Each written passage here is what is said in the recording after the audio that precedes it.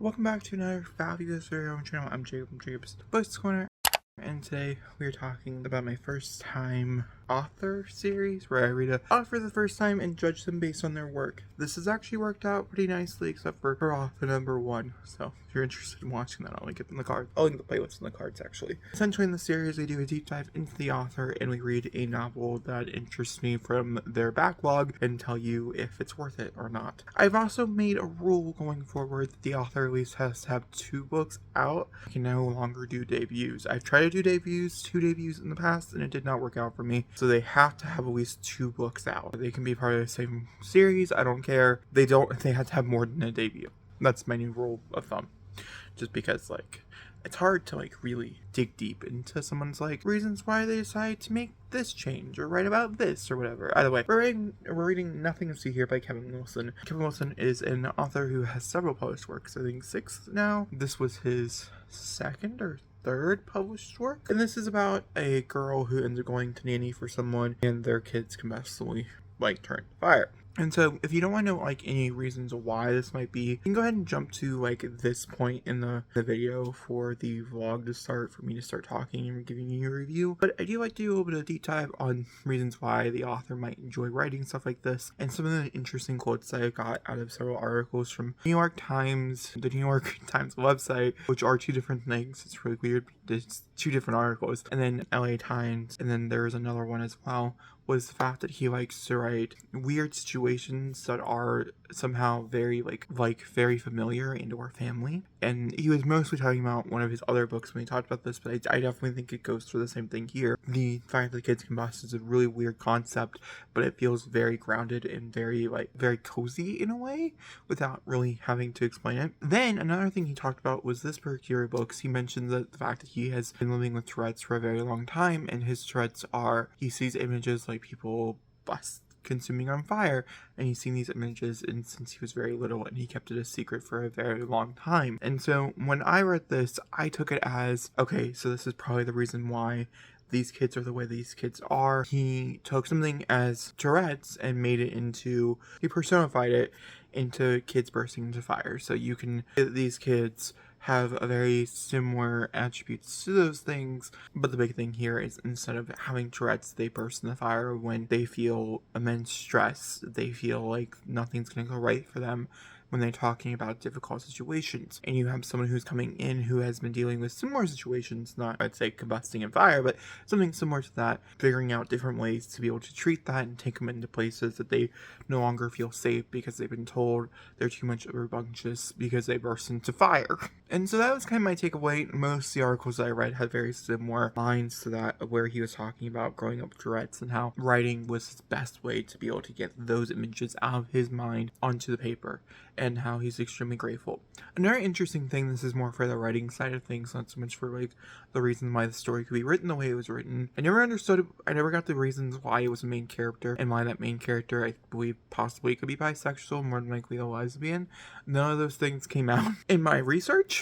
I'd love to know if anybody does know, but I couldn't figure it out in my research. But one of the things I did find interesting is someone had to ask them, what books do you read and are any book supplements when you write? Which is a really interesting question for me as a writer, as I do have a few books that are normally off limits that I cannot read, but I normally chase the genre that I'm writing, or if it's a short novel, shorter books, mostly just to figure out how to pace things.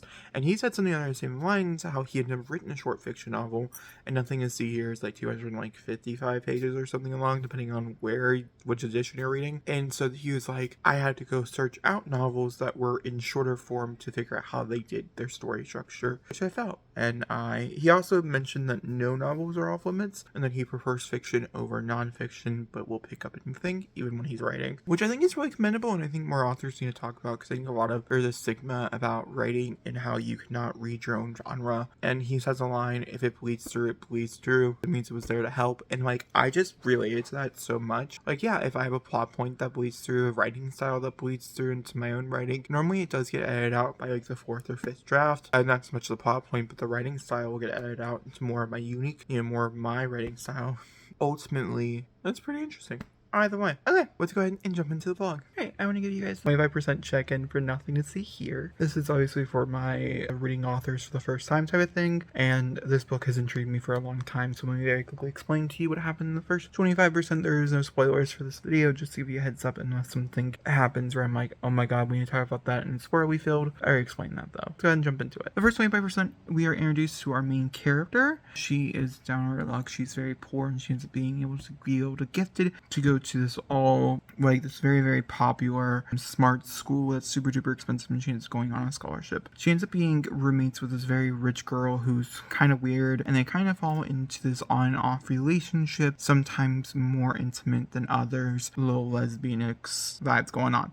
A little sapphic-y. Not super, I can't really figure it out, but like it's there. There's an underlining current of it being there. There's that.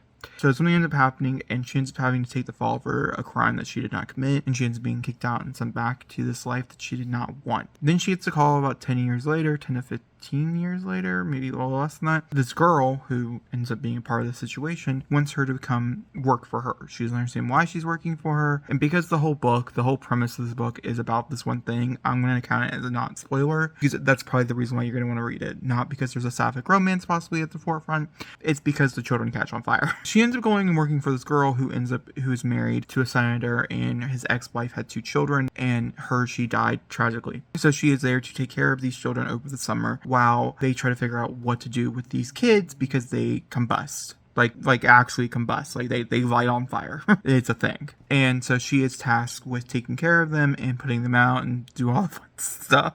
What a wacky concept. The first 25% we introduced all the characters, and then we get to introduce the children, and it was a very chaotic moment. I'm having a great time with it so far, so I will update you guys about halfway through if I have anything else to add. If not, well, I'll probably try to update you guys about halfway through to get another check-in up in here, but then I'll probably update you when it's over with my final rating and my takeaways. I am in the same spot, but we're here to update you again. The rest of the book, it seems like, just to kind of give my thoughts and opinions, and we can kind of talk about the writing and stuff here in a minute as well, because it's beautiful. I love it so much. We'll talk about it here in a second. But for the plot wise, it really is just this person watching over these kids and caring for these kids. And if you're a big fan of found family, weird circumstances, or anything like that, I think this book would be really up your alley. I'd like to mention it's a little bit of adult, and it's definitely an adult novel, but it deals with some pretty graphic things. The one description that just happened was very triggering. I don't know how to describe it. It's just something you're gonna have to either look into or not. All I'll say is that the reason why they're coming is because one of the other parents obviously isn't around anymore, and the reason why that is, it's very tragic and very sad, and it could be very triggering to some people if that is something that could be triggering to you, so I do recommend looking it up. The writing style here is phenomenal. It just reads so beautifully and so well, and the characters are coming across so uniquely. They're also coming across very lovable. Like, I want to take these kids just as much as this girl wants to take these kids and just wrap them around and hold them and show them that they are loved. And I like the fact that we're getting little pieces of other characters who might actually want to do the same thing, but they didn't seem like they wanted to do the same thing at first as well. So overall, it was freaking phenomenal. No one's shocked. I'm not shocked. It's been one of my most anticipated reads since I learned about it. Happy to living up to that hype. Don't judge me if you feel like you've already seen this Jacob as an intro. Also throughout this entire vlog, since I've not changed. Okay, it's just been one of those weeks. We are here to talk about the ending of Nothing to See Here, and my final rating. Is it a 5? I predicted it being a 5. Did it live up to my predictions? It did not. It's like a 4.5. I can't give it a 5. I can't justify it. I just can't. There's something about it that just screams not a 5 to me. It screams like it possibly could be, and somehow I still think it's going to make my top 10 favorite books of the year. Don't ask me.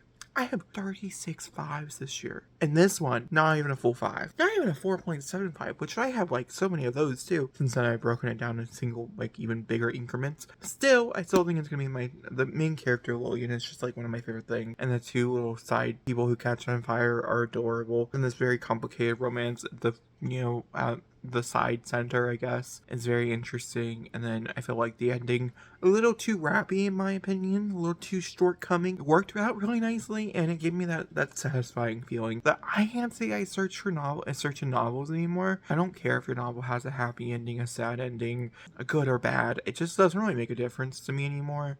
I think I got to the point where I don't like writing happy endings. It's truly a problem. I'm trying to get better at it, because people don't want the realistic ending. They don't want these 2 people have been been apart for 6 years. Now they're coming back together and they realize 6 years is a long time and they're two different souls and they no longer link. No, they want the, oh my god, you've been here all along. I'm so happy I found you. Which is why, for instance, like Broken Boys has 6 epilogues or 4 epilogues or something like that. Because I could not justify the first 2 having them meet and fall back in love. I had to do it in a period of time. Type of thing. I'm just not one of those people, okay? All my characters end up dying in all my stories, and it's just not a fun time for you as a reader, but it's a fun time for me as a writer. And I think overall reflection's better, but I have to say readability for a lot of people when they read my work is extremely low, so gotta keep that in mind when publishing things, right? That's not the point of this video. The point of here being it did have a satisfying conclusion, and so I got a 4.5. It was definitely an author I'll be rereading again. I could definitely see myself probably rereading this book, and I'd say probably like on the 3rd or 4th reread it could be a 5. I don't think until then though. Don't ask me why. I don't have any answers to those questions, but that's just all I could give you. I hope you enjoy. Okay.